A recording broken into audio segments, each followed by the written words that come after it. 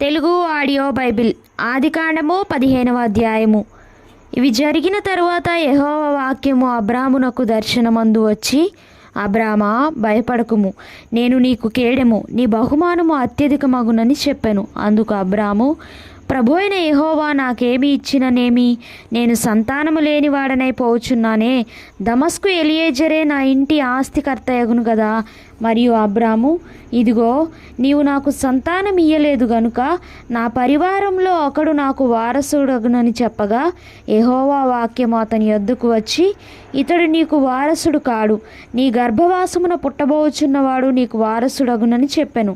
మరియు ఆయన వెలుపలికి అతని తీసుకొని వచ్చి, నీవు ఆకాశము వైపు తేరి చూచి నక్షత్రములను లెక్కించుటకు నీ చేతనైతే లెక్కించుమని చెప్పి, నీ సంతానము అలాగవునని చెప్పెను.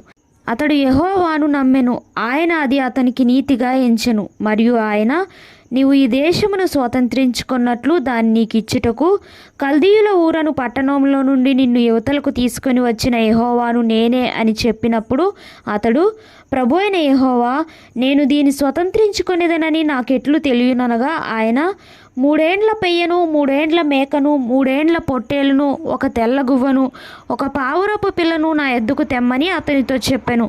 అతడు అవన్నీ తీసుకొని వాటిని నడుమకు ఖండించి దేని ఖండమును దాని ఖండమునకు ఎదురుగా నుంచెను. పక్షులను అతడు ఖండింపలేదు. గద్దలు ఆ కళేబురముల మీద వాలినప్పుడు అబ్రాము వాటిని తోలివేసెను.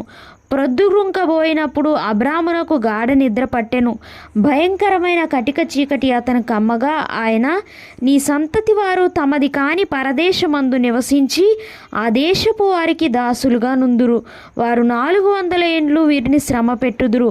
వీరు ఎవరికి దాసులవుదురో ఆ జనమునకు నేనే తీర్పు తీర్చుదును. తరువాత వారు మిక్కిలి ఆస్తితో బయలుదేరి వచ్చెదరు. నీవు క్షేమముగా నీ పితరుల యొద్దకు పోయెదువు, మంచి వృద్ధాప్యమందు పాతి పెట్టబడుదువు.